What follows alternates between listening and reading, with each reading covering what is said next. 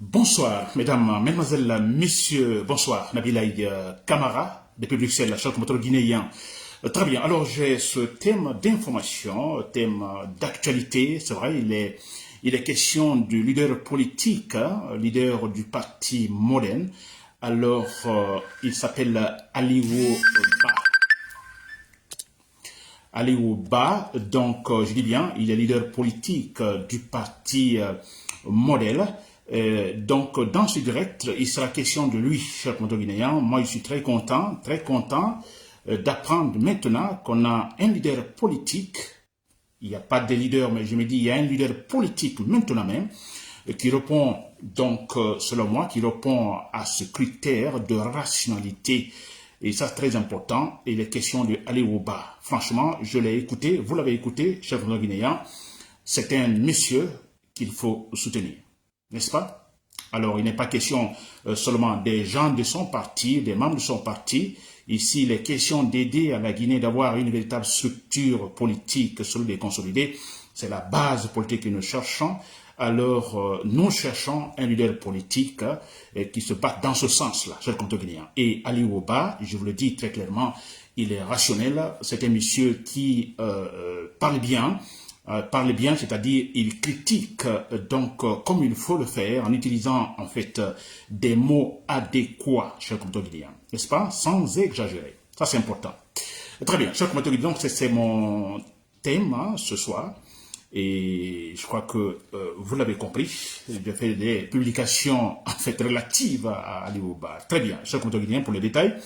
Alors, vous connaissez ma position, je suis pour une lutte pour notre processus démocratique, donc pour la solution militaire. Ça, c'est incontestable. Que quelqu'un me prouve le contraire. Actuellement en Guinée, face au pouvoir de Mamadi Doumbouya, alors qu'on me dise que non, c'est la solution négociée politique et qui permettra à la Guinée de résoudre son conflit politique. Non. Je vous dis non, c'est la solution militaire. Pourquoi? Parce que Mamadi Doumbouya est inhumain, ce n'est pas un homme, c'est un sauvage, c'est un barbare. Voyez comment la méthode qu'ils utilisent pour gouverner pendant 3 années. Voyez très bien, n'est-ce pas? Ce sont des assassinats, c'est des kidnappings, c'est l'arrogance, c'est vrai, l'arrogance sur la fausseté. Alors, c'est le mépris total des décisions unilatérales qui sont prises. Alors, surtout là, aucun respect pour les Guinéens, n'est-ce pas? Alors, face à un tel pouvoir, d'ailleurs un pouvoir qui compte donc sur la brutalité, donc face à un tel pouvoir, pensez-vous qu'une solution politique est possible? Honnêtement, non. Je vous dis non. Même vous réveillez Platon, le grand philosophe politique, je dirais, grec, alors Platon ou Socrate ou autres, Montesquieu, vous le réveillez aujourd'hui pour se prononcer sur la situation politique de la Guinée. Je vous assure, après étude, ils seront unanimes là-dessus. La solution militaire, très clairement, sans aucun doute. Je dis bien la solution militaire, c'est par rapport aux positions, au positionnement du pouvoir, Mamadi Doumbouya. C'est des sanguinaires. N'est-ce pas? La solution militaire, très clairement. Très bien, je dis bien, ils sont inhumains. Et regardez, faites une comparaison avec la junte militaire au Mali. Je ne supporte pas non plus la junte militaire au Mali, ni au Niger, ni au Burkina Faso. Mais s'il vous plaît, là on voit la différence qu'au Mali, il y a le respect pour la population. La junte militaire respecte les Maliens. Mais il y a des valeurs là. Vous ne pouvez pas entendre les Maliens, comme ça se passe en Guinée, la façon comment le pouvoir, la junte militaire guinéenne méprise les Guinéens. N'est-ce pas? L'irrespect total. Je vous dis bien, l'irrespect total. Les Maliens, je vous dis, le peuple malien qui soutient son armée, c'est vrai aux militaires majorité, n'acceptera jamais un tel comportement comme ça se passe en Guinée. Ni au Burkina, ni au Niger, jamais. Surtout au Mali. La preuve maintenant, vous avez compris comment le Premier ministre, pourtant nommé par la junte militaire, Maïga, alors il n'était pas d'accord, disons, du fait que le pouvoir, la junte a tout simplement prolongé, en fait, disons, la durée de la transition. Surtout, non seulement prolongé, mais il n'a pas été consulté. Il a appris, comme tout le monde, à travers les réseaux sociaux, que la transition est prolongée. N'est-ce pas? Alors, écoutez, qu'est-ce qu'il a fait? Il a dit clairement, vous voyez, un discours de manière ostensible, il l'a dit clairement, il a critiqué le pouvoir que non, non, plus la transition est longue, plus, voilà, cela risque de créer des problèmes. Il l'a dit, il a été arrêté? Non. Pourquoi? Non, parce que là, il y a des valeurs, on se respecte là. Il n'a pas été arrêté, il a été limogé et le monsieur continue à critiquer. Il donne sa position. Pensez-vous que Bahouri sera capable de le faire? D'abord, Bahouri n'a pas, disons, étant un traître lâche, il ne pourra pas le faire, mais disons qu'il le fasse, hein, qu'il fasse la même chose, par exemple, comme Maïga l'a fait disons, au Mali. Il aurait eu des problèmes avec le Mali de Doumbouya parce que ce sont des sauvages. Des sauvages. Ça, c'est clair. Très bien. Donc, quand je dis que la solution militaire, vous me comprenez alors, donc il faut la solution militaire face à Mali de Doumbouya, la solution politique, non. Chers compatriotes, n'empêche, n'est-ce pas? Je dis bien la solution politique, mais attention. Nous sommes donc à un tournant décisif hein, de notre processus de démocratisation. Alors, une lutte sans merci qu'il faut mener face au pouvoir de Mamadi Doumbouya, c'est vrai. Alors, quand je parle de la solution militaire, c'est-à-dire c'est ce qui, ça seulement peut résoudre effectivement le conflit politique actuel. C'est vrai, c'est-à-dire que c'est seulement les militaires qui seront aussi capables de poser une véritable base politique en Guinée, n'est-ce pas? Alors, base rationnelle bien sûr. Alors, mais écoutez, vous voyez, c'est tout un ensemble, c'est tout un processus démocratique, c'est une lutte que nous menons. Alors, nous ne pouvons pas aussi minimiser la solution politique. Quand je dis la solution politique, alors on ne dira pas que non, il faut mépriser aussi cette partie opposante qui, en fait, représenterait un contre-pouvoir face à Mamadi Doumbouya. Même si je sais qu'un simple contre-pouvoir où il est question de critiquer à tout moment, alors comme Ali Ouba le fait maintenant, critiquer toutes les décisions impopulaires donc de la junte militaire.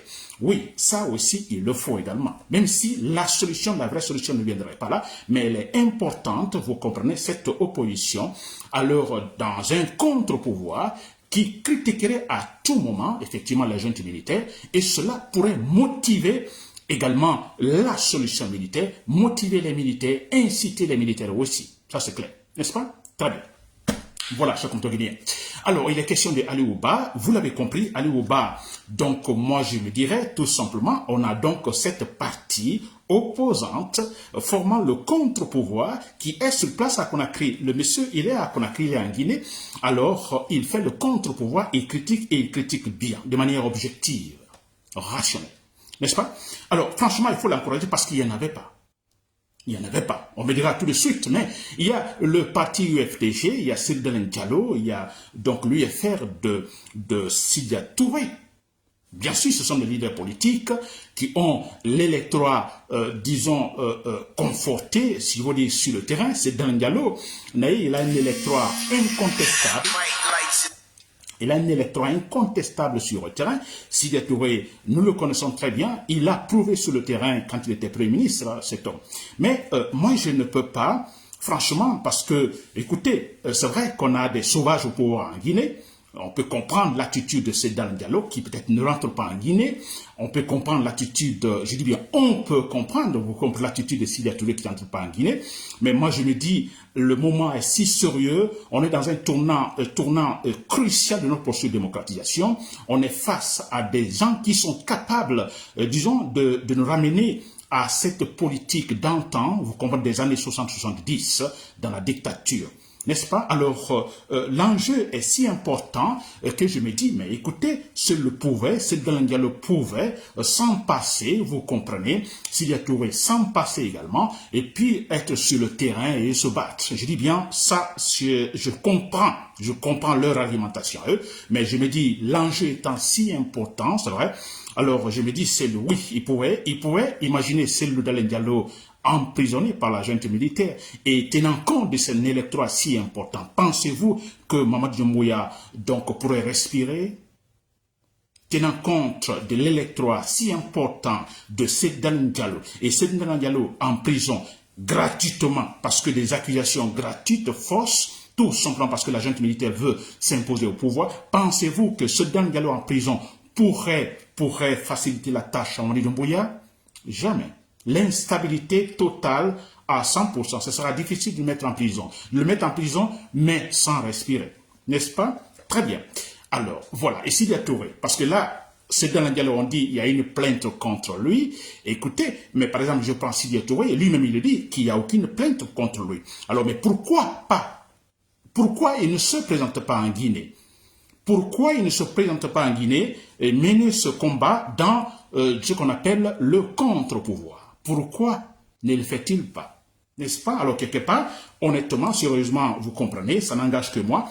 Je ne pourrais pas comprendre en tenant compte de l'enjeu crucial, importantissime de la situation actuelle, que ces leaders qui ont en fait je dirais des électeurs, disons l'électorat super important en Guinée, et qui ne se présentent pas en Guinée. Franchement, n'est-ce pas? Alors, et c'est là, je me dis, heureusement, nous avons Ali Ouba, il est rationnel, il est jeune, il maîtrise également la situation, il est rationnel, il critique bien, franchement, très bien. Ce n'est pas pour rien que si l'autre fois, le Premier ministre le traite, Baouri n'a pas en fait répondu en fait à l'appel, disons, des journalistes pour le débat qu'il devait en fait tenir avec Ali Ouba. Ce n'est pas pour rien que Baouri a refusé, donc à la dernière minute qu'il ne se présentait pas. C'est clair, parce que, écoutez, Ali Ouba est derrière l'argumentation rationnelle comment on appelle, comment il s'appelle,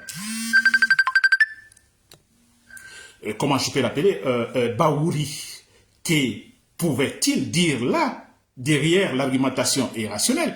Alors ce serait pour se faire humilier, tout simplement, se faire humilier face à Ali Ouba, qui va défendre, c'est très simple, défendre également, parce qu'il y a la réalité là, nous voyons tous que la junte est en train de mentir, et Ali Ouba qui va dire l'argumentation rationnelle, des mensonges de début à la fin, et qui va dire Baouri, des mensonges, des contradictions.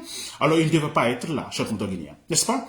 Alors bravo à Ali Ouba, franchement, je dis bien, nous devons le soutenir. Il faut le soutenir, il faut l'encourager, en fait, lui accorder une certaine légitimité politique, c'est vrai, dans cette lutte-là. On en a besoin en Guinée.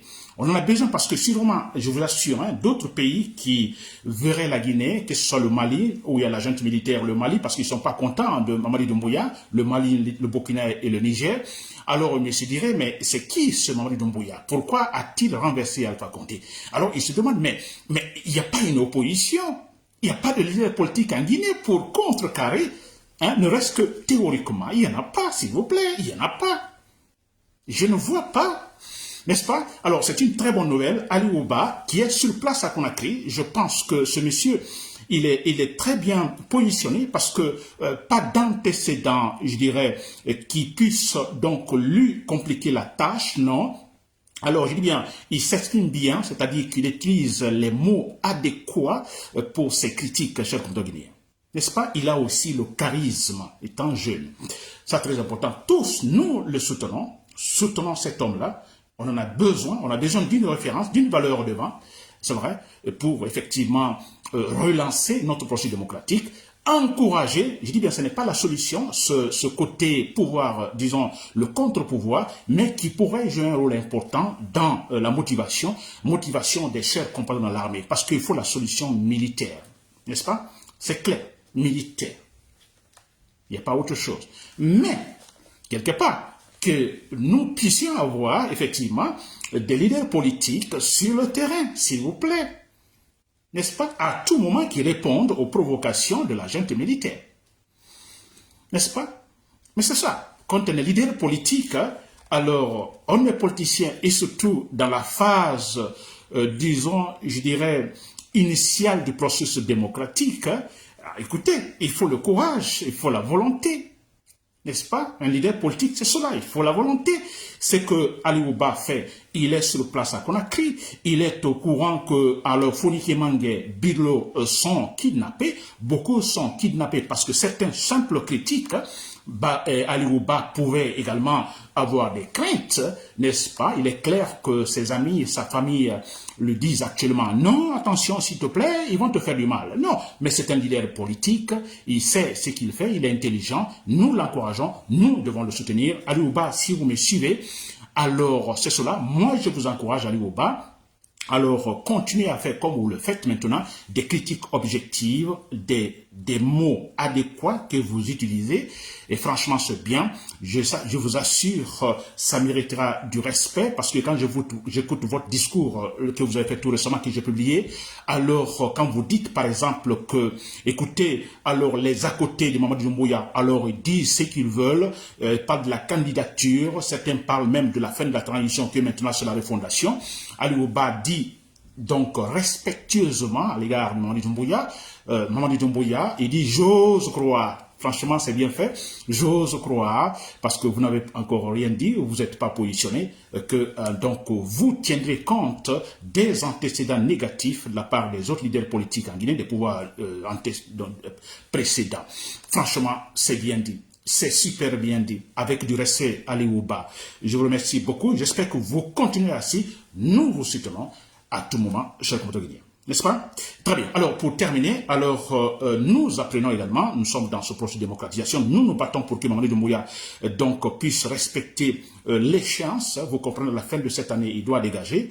Alors, nous apprenons, donc voilà, la gente est dans ce mouvement. On a de l'argent du contribuable guinéen, alors débloqué donc et envoyé par-ci et par-là pour des mouvements de soutien à l'intérieur du pays, c'est vrai. Nous apprenons qu'à partir du 30, donc de ce mois, le 30 novembre, en France également, que l'argent a envoyé beaucoup d'argent en France également. Donc il y a des mouvements, des gens, des Guinéens qui sont là, qui reçoivent l'argent, qui vont effectivement tenir des conférences, n'est-ce pas, pour la Mamaya. En fait, c'est des séances de propagande pour Mamadou Doumbouya. Voilà, à propos, je suis sûr à 100% qu'on n'acceptera pas. Donc les Guinéens qui sont en France, alors inacceptable, comme vous l'avez fait donc avec Ousmane Gawal Diallo, il faut tout saboter, il faut tout boycotter. Nous ne pouvons pas accepter que les menteurs, les sauvages, n'est-ce pas, les assassins viennent en France, n'est-ce pas, alors mener encore leur propagande. Nous ne pouvons pas accepter, que ce soit en France, ici à Bruxelles ou ailleurs. Inacceptable, nous devons nous battre, tout saboter, boycotter, chers compatriotes guinéens, n'est-ce pas? Très bien, pour terminer, chers compatriotes, dans l'armée, alors vous l'avez compris, je le dis toujours, je ne vais pas terminer sans m'adresser à vous, la solution est militaire. Elle est militaire. S'ils ont éliminé Sadiba Koulibaly, j'ai eu beaucoup d'informations sur Sadiba Koulibaly qui avait en fait une bonne formation militaire, c'est vrai, cet homme qui avait du charisme, beaucoup de respect. Alors, pas parce qu'on l'a soupçonné, n'est-ce pas? Non, parce que ce monsieur, quand même, avait du charisme. Ce monsieur, donc l'un des militaires les mieux formés, donc ayant fait la formation donc aux États-Unis. Donc, et ce qui finalement a accéléré les choses. Cet homme étant correct sur lui-même, il a été quand même un peu naïf quelque part, finalement en tenant compte ou en tenant des discours finalement qui ont attiré l'attention de l'entourage de Mamadou Doumbouya en disant attention, ce monsieur-là, il est capable effectivement de vous renverser. N'est-ce pas, chers commandants guinéens? Alors, chers commandants de l'armée, vous le savez, moi j'ai toujours dit la solution, donc vous passez effectivement par, disons, la méthode, je dirais, disons, isolée, n'est-ce pas? Alors, vous sortez de nulle part, franchement, c'est ce que je vous dis, de façon sporadique, et éliminer physiquement Mamadou Doumbouya. Chers compatriotes guinéens, c'était Nabil Aïe Camara, depuis Bruxelles, merci pour le coup de bonsoir.